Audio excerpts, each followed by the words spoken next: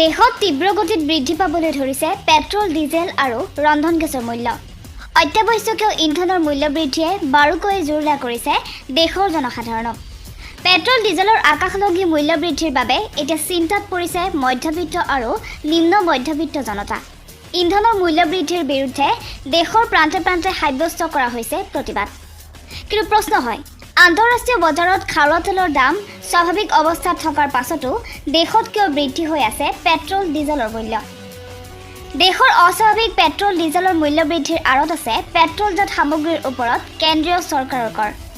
2014-15 বৰ্ষৰ পৰা 2020-21 বৰ্ষৰ ভিতৰত চৰকাৰে ইতিমধ্যে পেট্ৰল আৰু ডিজেলৰ ওপৰত আৰোপিত ৰাজহুৱা আবকাৰী শুল্কৰ জৰিয়তে 14.4 লাখ কোটি টকা উপাৰ্জন কৰিছে।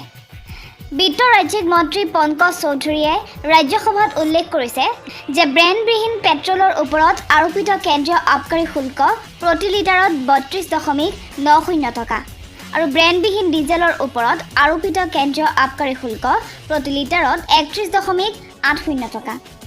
19 জুলাইত কেন্দ্ৰীয় চৰকাৰে ৰাজহুৱা কৰিছিল যে 2020-21 বিত্তীয় বৰ্ষত পেট্ৰল আৰু ডিজেলৰ ওপৰত আৰোপিত কেন্দ্ৰীয় আবকাৰী শুল্কৰ জৰিয়তে ৰাজহ সংগ্ৰহ 88% বৃদ্ধি হৈ 3.35 লাখ কোটি টকালৈ বৃদ্ধি পাইছে। পেট্ৰলিয়াম আৰু প্ৰাকৃতিক গেছ মন্ত্ৰালয়ৰ ৰাজ্যিক মন্ত্ৰী ৰামেশ্বৰ তেলীয়ে লোকসভাত দাঙি ধৰিছে যে 2020-21 বিত্তীয় বৰ্ষত পেট্ৰল আৰু ডিজেলৰ ওপৰত আৰোপিত আবকাৰী শুল্কৰ পৰিমাণ বিগত বৰ্ষৰ 1.78 লাখ কোটি টকাৰ পৰা 3.35 লাখ কোটি টকালৈ বৃদ্ধি পাইছে। আনহাতে 2018-19 বৰ্ষত পেট্ৰল আৰু ডিজেলৰ ওপৰত আৰোপিত আবকাৰী শুল্কৰ জৰিয়তে ৰাজহ সংগ্ৰহ 2.13 লাখ কোটি টকালৈ বৃদ্ধি পাইছিল। পৰিণতিত চলিত বিত্তীয় বৰ্ষত পেট্ৰলৰ মূল্য 39 বাৰ, ডিজেলৰ মূল্য 36 বাৰ বৃদ্ধি কৰা হৈছে।